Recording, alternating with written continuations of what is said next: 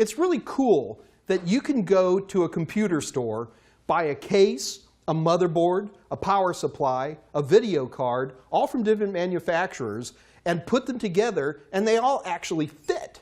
Well, that's important. Now, what I've got in front of me is a lot of very, very old stuff and a lot of very, very new stuff to explain the concept of what we call a form factor. Let's start with the new one over here.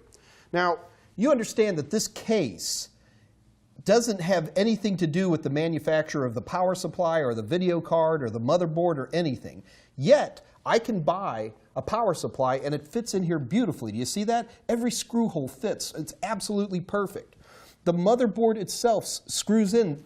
There are preset mount holes in the case itself that fit this motherboard and just about any other motherboard I would choose to buy. Also, if you take a look, we've got cards that are coming out. Now these cards, I can snap a card in and the card will screw in beautifully. Everything works absolutely perfectly. In order to pull something like this off, we have to make a standardized set of shapes, of forms, that define how big your power supply can be, where are the screw holes on your motherboard, how tall does a card have to be so it fits into a slot. All of these collectively are known as a form factor. Now, form factors have been around for a long time. This is a great system, but it took us a while to get here. In order to appreciate the pain and suffering we went through, I need to go back in time a little bit. This little system unit you're staring at right here is a very famous one. This is the IBM 5170. This is actually one from my collection. I'm kind of proud of it. The IBM 5170, you may not have heard that term, but I'll bet you've heard another term. This is an IBM AT computer.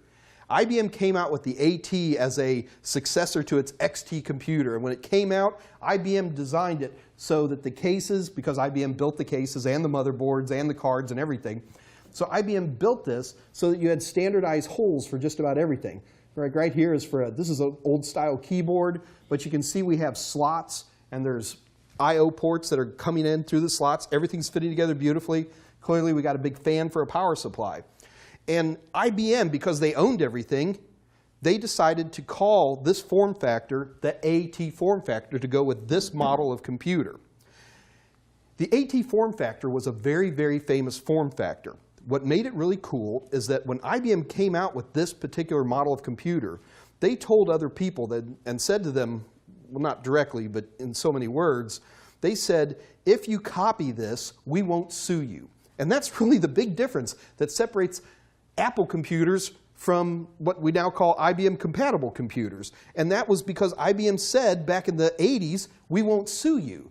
So because of that, lots of people with names like Dell and Gateway and Hitachi and Toshiba and all kinds of folks started making computers that copied the AT form factor. And as a result, for almost the first 10 years of the computer world, the AT form factor was dominant.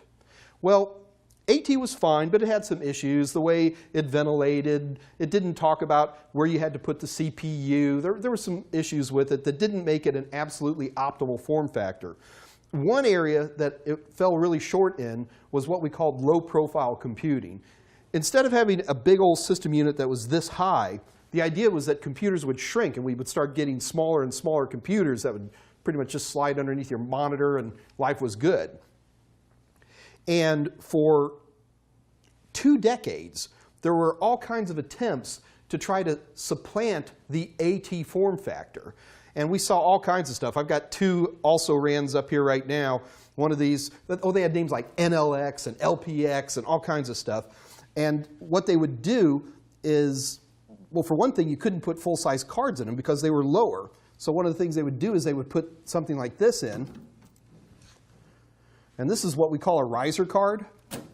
And the idea was that you would take a card like this and you would snap it into a particular slot, and then you could put all your cards in sideways, and that way you could keep your system lower. Anyway, there was all kinds of attempts, and the bottom line is that AT triumphed over everybody because it worked, and everybody knew the standards exactly, and everything was beautiful. It wasn't until the arguably late 1990s, that Intel, using all its power that it could, came up with a new type of form factor called ATX. Once ATX came around back in the 1990s, it took over the world by storm. It pushed AT, all the low-profile ideas out of the way, and we've been living in an ATX world pretty much ever since.